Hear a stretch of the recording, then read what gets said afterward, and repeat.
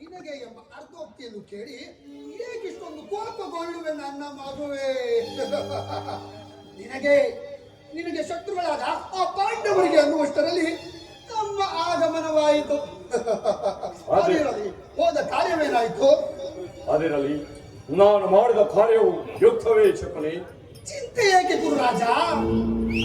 ಜಯದ್ರಥ ಕುಂದುವರ್ಮಾದಿಗಳು ಸೈನ್ಯ ಸಮೇತರಾಗಿ ನಿನ್ನ ಸಹಾಯಕ್ಕೆ ಹೊರಟರೆಂದು ದೂತನು ಈ ದಿನ ಸಮಾಚಾರವನ್ನು ತಂದನಲ್ಲವೇ?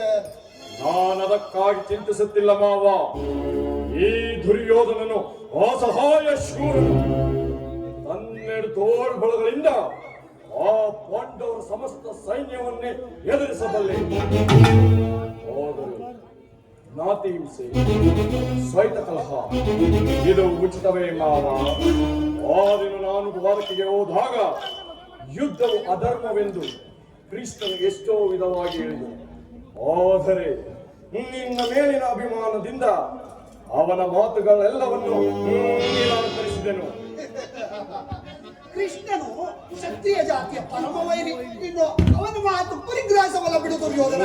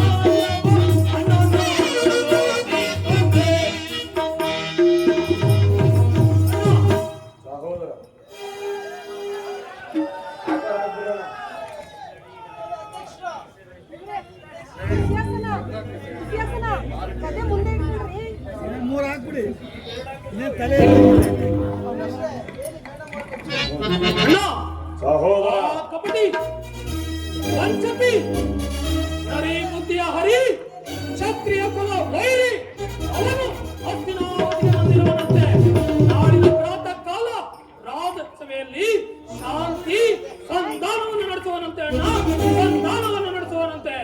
ಏನು ಪ್ರಿಯ ಸಹೋದರ? ಅಣ್ಣ, ಯದುಪತಿಯು ಹಸ್ತಿನಾವತಿಯಲ್ಲಿ ನಡೆ ಸಹೋದರ, ಅತಿಥಿ ಸತ್ಕಾರಕ್ಕೆ ಸಿದ್ಧಪಡಿಸು. ಅಣ್ಣ, ಅದು ನನ್ನಿಂದ ಸಾಧ್ಯವಿಲ್ಲ. ಕಾಯುವ ಕೊಲ್ಲನಿಗೆ ಅತಿಥಿ ಸತ್ಕಾರವೇ?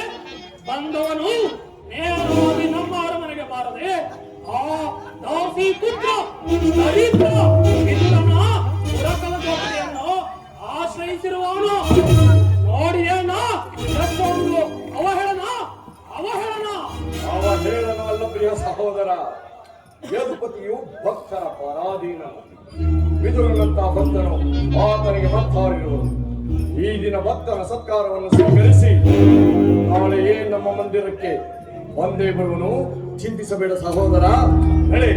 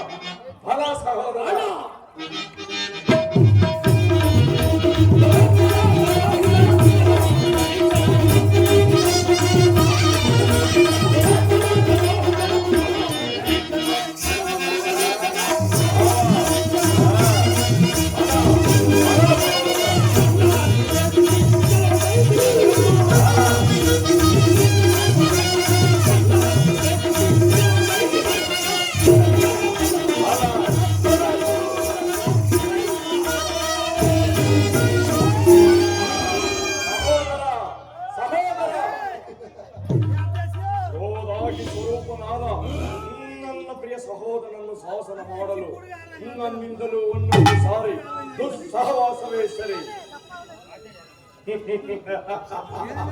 ನೋಡಿದೆಯ ಮಾವ, ಕಾಳಗದಲ್ಲಿ ಮದಗಜಗಳೆಷ್ಟಿದ್ದರು ಈ ಸಿಂಹಕ್ಕೆ ಸಾಟಿಯಾಗಬಲ್ಲವೇ?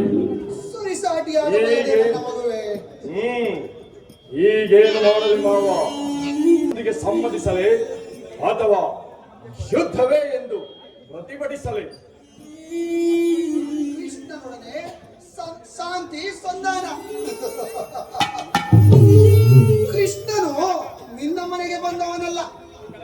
ಆಗಿದ್ದ ಪಕ್ಷದಲ್ಲಿ ಈ ನಮ್ಮ ಸಾರ್ವಭೌಮನ ವೈಭವವನ್ನು ತೃಣೀಕರಿಸಿ ಆ ದಾಸಿ ಪುತ್ರ ವಿದುರನ ಮುರುಕು ಚೌಪಡಿಯನ್ನು ಆಶ್ರಯಿಸುತ್ತಿದ್ದಾನೆ. ಪ್ರಾರಂಭದಲ್ಲಿಯೇ ಸಹಿಸಲಾರದಷ್ಟು ಅಪಮಾನ, ಭಕ್ತಿ ವೈರಾಗ್ಯಗಳ ನೆಪದಿಂದ ವಂಚಿತನಾಗಿ ಈ ಅಪಮಾನವನ್ನು ನೀನು ಹೇಗೆ ಸಹಿಸುವೆ ನನ್ನ ಮಗು, ಹೇಗೆ ಸಹಿಸುವೆ? ಕೃಷ್ಣನಲ್ಲಿ ನಿನಗಿಷ್ಟೊಂದು ದ್ವೇಷ ಬೇಕೆ? ಕೃಷ್ಣನಲ್ಲಿ ನನಗಿರುವ ದ್ವೇಷ ಹಾಗೆ ಕೇಳಿದವಲ್ಲವೇ ನನ್ನ ಸೋದರನಿಯ? ಕೃಷ್ಣನಲ್ಲಿ ನನಗಿರುವ ದ್ವೇಷದ ಬಗ್ಗೆ ಹೇಳುವುದು. ಕೃಷ್ಣ ಅವನು ಕಪಟಿ, ವಂಚಕಿ, ನಾರಿ ಚೋರ, ಮಿಗಿಲಾಗಿ ಕ್ಷತ್ರಿಯ ಜಾತಿಗೆ ಕಳಂಕ ಸ್ವರೂಪ. ಭರತ ಖಂಡದಲ್ಲಿ ಕ್ಷತ್ರಿಯರನ್ನು ನಿರ್ಮೂಲ ಮಾಡಲೆಂದೇ ಅವನು ಅವತರಿಸಿರುವನು. ಅವನ ವೈರಾಗ್ಯ ಪ್ರದರ್ಶನಕ್ಕೆ ಮರುಳಾಗಿ ಯಾರು ಅವನನ್ನು ಭಗವಂತನ ಅವತಾರವೆಂದು ಪೂಜಿಸುವರೋ ಅವರನ್ನೇ ನಾಶ ಮಾಡಿಕೊಡುವನು. ಅಸಂಭವ. ನನ್ನ ಮಗುವೆ, ಶಿಶುಪಾಲ, ಜರಾಸಂಧ ಇವರು ನಿನಗೆ ಎಂತಹ ಮಿತ್ರರಾಗಿದ್ದರು? ಆತ್ಮಮಿತ್ರರಾಗಿದ್ದರು. ಕಾರಣವಿಲ್ಲದೆ ಅವರನ್ನೇ ಸಂಹರಿಸಿದರು. ಕಂಸನನ್ನು ವಧಿಸಿ ಮರಳು ಮರಳು ಮುದುಕನಾದ ಭೀಮಸೇನನನ್ನು ನೆಪ ಮಾತ್ರಕ್ಕೆ ಸಿಂಹಾಸನದ ಮೇಲೆ ಕೂರಿಸಿರುವರು. ಸಹೋದರರನ್ನು ಸುರಪಾನದಿಂದ ಪ್ರಮತ್ತರನ್ನಾಗಿಸಿ ಲಕ್ಷ್ಮಿಯನ್ನು ತನ್ನ ಕೈವಶ ಮಾಡಿಕೊಂಡಿರುವನು. ಅಂತವನಿಗೆ ಮನ್ನಣೆ ಗೌರವೇಶ್ವರ, ಅಂತವನಿಗೆ ಮನ್ನಣೆಯೇ. ಹಾಗಾದರೆ ನನ್ನನ್ನು ಆ ದಿನ ದ್ವಾರಕೆಗೆ ಕಳಿಸಿದ್ದೇಕೆ ಮಾವ? ಆ ನಂದ ಗೋಪಾಲನ ಮನೆಯ ಬಾಗಿಲ ಬಳಿ ನಿಂತು ಸಂಧಿಯ ಭಿಕ್ಷಾಟನೆ ಮಾಡುವುದು ಈ ದುರ್ಯೋಧನನಿಗೆ ಉಚಿತವಾದ ಕಾರ್ಯವೇ?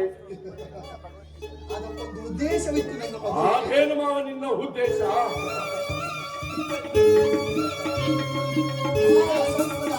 ವಿಷದ ಹಲ್ಲನ್ನು ಎಷ್ಟು ಬಳಿಕ ಅದರೊಡನೆ ಸರಸವಾಡಬಹುದಲ್ಲವೇ? ಮಾಡಬಹುದು ಮಾವ. ಕೃಷ್ಣನಿಗಿಂತ ವಿಜಯೋನ್ಮತ್ತವಾದ ಅವನ ಯಾದವ ಸೈನ್ಯವು ನಿನಗೆ ಹೆಚ್ಚು ಅವಶ್ಯಕವಾಗಿತ್ತು. ಯದುಪತಿಯನ್ನು ಯಾದವ ಸೈನ್ಯದಿಂದಲೇ ನಾಶ ಮಾಡುವ ಸುಲಭ ಈಗ ನಿನಗೆ ಬಂದೊದಗಿರುವುದು ನನ್ನ ಮಗುವೆ.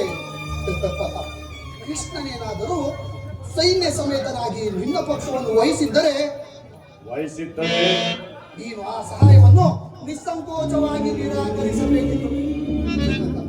ಕೃಷ್ಣ, ನನಗೆ ನೀನು ಬೇಡ, ನಿನ್ನ ಸೈನ್ಯ ಮಾತ್ರ ಬೇಕು ಎಂದು ಕೇಳಬೇಕಿತ್ತು. ಆದರೆ ಆ ಅರ್ಜುನನು ನಿನ್ನನ್ನು ಆ ಸಂಕಟದಿಂದ ಉದ್ಧಾರ ಮಾಡಿದನು ನನ್ನ ಮಗುವೆ. ಕೃಷ್ಣನ ಮೇಲಿರೋ ದ್ವೇಷಕ್ಕಾಗಿ ಪಾಪ ಆ ಪಾಂಡವರನ್ನು ಹಿಂಸಿಸಬೇಕಲ್ಲ ಮಾವ? ಈ ನನ್ನ ಸೋದರಳಿಯನ ಬಾಯಲ್ಲಿ ಪಾಪ ಕರ್ಮಗಳ ವಿಮರ್ಶೆ, ನಿನಗೆಲ್ಲ ಭ್ರಾಂತು ದುರ್ಯೋಧನ. ಪಾಂಡವರನ್ನು ಕೃಷ್ಣನಿಂದ ಬೇರೆ ಮಾಡಲು ಸಾಧ್ಯವೇ ಇಲ್ಲ. ಅದೇಕೆ ಮಾವ? ಅವರೆಲ್ಲರೂ ಅವನ ಆಜ್ಞಾಧಾರಕರು. ಅವರು ನೀನೇನಾದರೂ ಸಂಧಾನಕ್ಕೆ ಸಮ್ಮತಿಸಿ ಆ ಪಾಂಡವರಿಗೆ ಆಶ್ರಯವನ್ನು ಕೊಟ್ಟೇ ಆದರೆ ನಿನ್ನ ವಿನಾಶಕ್ಕೆ ನೀನೇ ಕಾರಣನಾಗುವೆ. ಬಿಡಯ್ಯ ಬಿಡಯ್ಯ, ಪಗಡೆ ಆಟದಲ್ಲಿ ಸೋತಾಗಲೇ ಪಾಂಡವರಿಗೆ ರಾಜ್ಯದ ಮೇಲಿನ ಹಕ್ಕು ನಷ್ಟವಾಯಿತು. ಪುನಃ ಅದನ್ನು ಹೊಂದುವುದೆಂದರೇನು? ಕ್ಷತ್ರಿಯ ವೀರನಿಂದ ಅನುಭಕ್ತಳಾದ ಕುರುಭೂಮಿ ರಾಜ್ಯಲಕ್ಷ್ಮಿಯನ್ನು ಭಿಕ್ಷುಕರ ಲಾಂಛನಾಂಗಿಯಲ್ಲಿಡುವುದು ಉಚಿತವಲ್ಲ. ಪಾಂಡವರು ರಾಜ್ಯಕ್ಕಾಗಿ ಹಂಬಲಿಸುತ್ತಿದ್ದರೆ ರಣಕ್ಷೇತ್ರದಲ್ಲಿ ಸೆಣಸಿ ವಿಜಯಲಕ್ಷ್ಮಿಯನ್ನು ಕೈ ಹಿಡಿಯಲಿ. ಅದನ್ನು ಬಿಟ್ಟು ಮೇಲಿನಿಂದ ಮೇಲೆ ಈ ದೈನ್ಯ ವೃತ್ತಿಯಕ್ಕೆ ದೇಹಿ ದೇಹಿ ದೇಹಿ ಎಂದು ಸರಿಯಾಗಿ ಹೇಳಿದೆ ಮಾವ. ಯುದ್ಧದ ಹೊರತಾಗಿ ಆ ಪಾಂಡವರಿಗೆ ಸೂಜಿ ಮನೆಯಷ್ಟು ಸ್ಥಳವನ್ನು ಕೊಡುವುದಿಲ್ಲ. ಕೊಡಬಾರದು, ಕೊಡಕೂಡದು. ಆ ಮಾವ, ಅಷ್ಟು ಮಾತ್ರವಲ್ಲ ನನ್ನ ಮಗುವೆ, ಬಾರಿ ಬಾರಿಗೂ ಸುದ್ದಿಯ ನೆಪದಿಂದ ತನ್ನ ಪ್ರತಿಷ್ಠೆಯನ್ನು ತೋರುತ್ತಿರುವ ಆ ಕಪಟಿ ಕೃಷ್ಣನಿಗೂ ತಕ್ಕ ಪ್ರಾಯಶ್ಚಿತವಾಗಲೇಬೇಕು. ಆಗಲೇಬೇಕು ಮಾವ. ಈ ವಿಚಾರದಲ್ಲಿ ನನ್ನದೊಂದು ಸಲಹೆ ಇರುವುದು. ಅದೇನು ಮಾವ ನಿನ್ನ ಸಲಹೆ? ಅದನ್ನು ನಾನು ನಿನಗೆ ಸಮಯ ಬಂದಾಗ ತಿಳಿಸುವೆನು. ಆಗಲಿ ಮಾವ.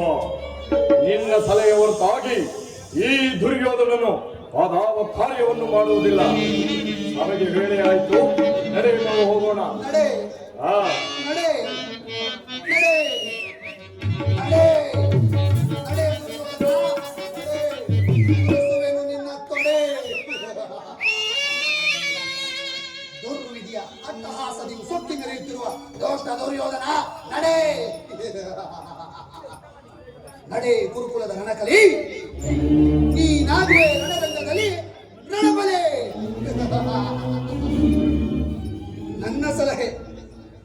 ನನ್ನ ಸಲಹೆಯನ್ನೇ ಕೇಳುತ್ತಿರು. ನಿನ್ನ ಕುಲದ ಬೇರನ್ನೇ ಕಿತ್ತೆಳೆಯುವೆನು. ಶಕುನಿ ಎಂಬ ಮೂರಕ್ಷರದ ಅರ್ಥವನ್ನು ತಿಳಿಯದ ಮೂಲ. ಶ ಎಂದರೆ ಶಕ್ತಿ ಪ್ರಧಾನರಾದ. ಕು ಎಂದರೆ ಈ ನಿನ್ನ ಗುರುಕುಲ ವಂಶವನ್ನು. ನೀ ಎಂದರೆ ನಿನ್ನಿಂದಲೇ ನಿರ್ನಾಮ ಮಾಡುವವರೇ ಈ ಶಕುನಿ. ಶಕುನಿಯಿಂದ ಕುರುವಂಶ ನಿನ್ನಮ್ಮ. ನನ್ನನ್ನು ನಿನ್ನ ಹಿತೈಷಿ ಎಂದು ತಿಳಿದಿರುವೇನೋ. ನಾನೆಂದಿಗೆ ಮಕ್ಕಳ ಮನೆಗೆ ಕಾಲಿಟ್ಟೆನೋ ಅಂದಿಗೆ ಅದು ಕಾಗೆ ಒಟ್ಟ ಗೂಡಾಗಿ ಹಾರಿ ಒತ್ತ ಬೀಡಾಯಿತು. ಎಂದಿಗೆ ನಿನ್ನ ಮಡದಿಯಾದ ಪಾರ್ವತಿಯು ಮಂಡ್ಯಕ್ಕೆದರಿ ಮುಂದೆ ಆಗುವಳು. ಅಂದಿಗೆ ಈ ಶಕುನಿಯ ಮನಸ್ಸಿಗೆ ಶಾಂತಿ, ಮನಃಶಾಂತಿ, ವಿಶ್ರಾಂತಿ. ಕರೆವ ಬಿರುಗಾಳಿಗೆ ಸೇಡಿನ ಕಾರಣವನ್ನು ನೆನಪಿಸಿ ತೇಜಾಗ್ನಿ ಜ್ವಾಲೆಯೇ ಮಿಂಚಿನಂತೆ ಪ್ರಜ್ವಲಿಸಿ ಓರ್ಪಡಿಸುವ ಗುಡುಗು ಸಿಡಿಲುಗಳೇ ನಿನ್ನ ದರೆಯನ್ನು ಬಿರಿಯುವಂತೆ ಮಾಡಿ